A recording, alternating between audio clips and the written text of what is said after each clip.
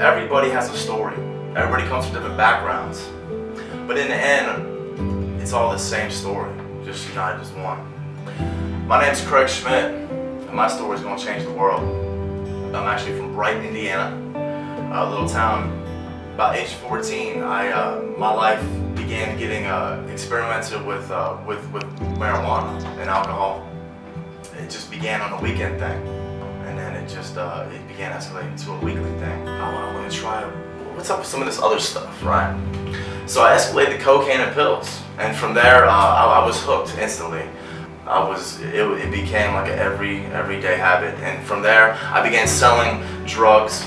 I wanted to continue to live a lifestyle of money, the fast life, and women. My senior year is really, my studies really suffered. After I graduated high school, you know, like I had a decision to make. I could either go to college or I could continue the life I was living. Well, instead of making that right decision with going to college and further my education, I continued to stay on that path of drugs, which was selling. You know, that was my lifestyle, you know. And from there, you know, it was just really, the addiction caught a hold of me. It really began to, everything in my life, my relationships began to suffer with my family and friends, my work. You know, I got fired and just began selling drugs full time. I got a DUI. Actually, I got two within 4 days apart. You know, my house was raided. My door got kicked in from the cops, and I was arrested for possession of marijuana. And I spent time in jail. You know, and even then, all that happening, you know, when I got out, you know, I always said, I'm gonna change, you know. Once I got out of jail, it pretty much went right back to the old demons, you know, just back to the hard drugs again. It was pills, it was cocaine every day, and he was even, you know, involved with the Oxycontin. That was the big drug that I was on back then. Well, then later that year, one of the more significant moments that really happened in my life was I overdosed on fentanyl. My mom woke up at 5 in the morning, and she heard me gargle. It was like an aspiration of me just kind of taking all these crazy breaths, and you know, she came out and she found me blue. My lips were purple, and instantly she thought I was dead. The next thing I remember is I woke up. I woke up with a tube down my throat and a catheter, and my family standing around me just bawling and crying. I was kind of shocked, like, what happened? And they said, you know, you overdosed, but it's gonna be okay. And everything kind of hit me, like, oh my gosh, like, wow, I'm alive. Like, you know, it was like a dream. You know, and after I got out of the hospital, you know, I had this sense of urgency to change in my life.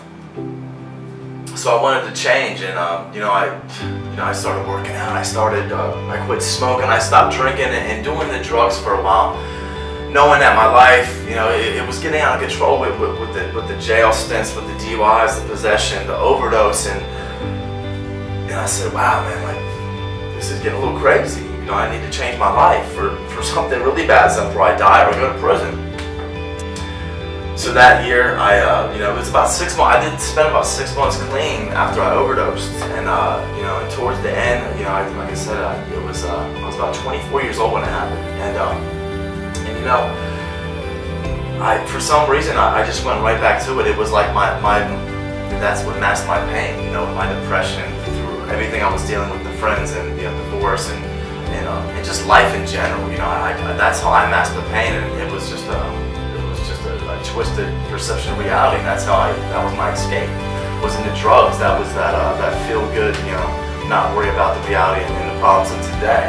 With the cocaine and pill use getting escalated, I started switching to meth and heroin towards the end of it, and you know, I was on my last rope, I guess you could say. You know, I was the next step was prison or death.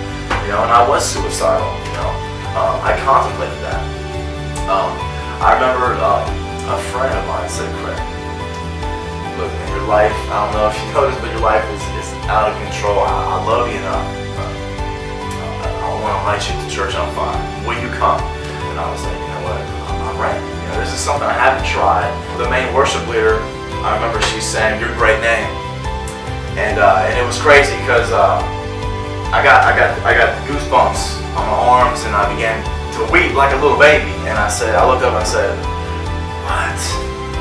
what's going on? You know, I haven't cried in years. You know, I was a hard dude. I hang around with gangsters, dope dealers, and all this other stuff. And so I broke down like a little girl, man, and I wept. And I said, man, something has happened inside my heart. And the preacher Doug Combs, man, he talked about towards the end that message about it was like about being lost. And you know, towards the end he did an altar call, and it was like, you know, if you're battling depression, suicidal, if you're addicted to drugs. And towards the end I went up there, I gave my life to the Lord, not knowing what that meant, or even how to pursue that relationship, you know. So from there, man, the Lord has restored my relationship with my family, you know, my finances. I just got out of debt like 3 months ago. Praise God. You know, I got a decent job right now, you know, and one of the things I gotta say to anybody out there that is struggling and feels lost, all I gotta say is, if you're lost, you're broken, you need something, man, all I gotta say, man, is just give it to God and have a relationship with Jesus, man. He can take that.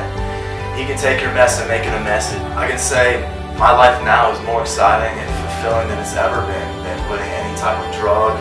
And there's no high like the Most High. You take one hit of Jesus, you're never going to come down, and that's absolutely true. And actually, this Friday, August 22nd, I'll be celebrating 2 years clean and sober, and that was nothing to God and through Jesus Christ alone.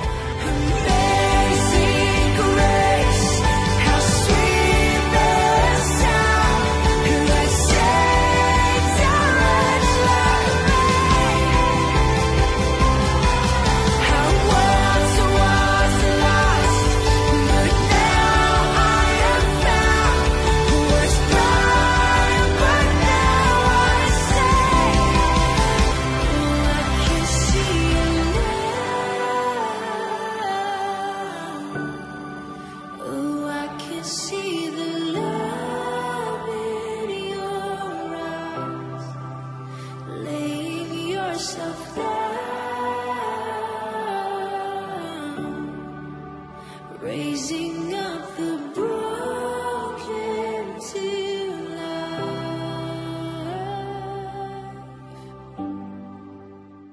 You know, I'm just here to say that if you're struggling, just give your life over, man. He can take it. He wants to help you. That's my story, and hopefully by this story it will change the world.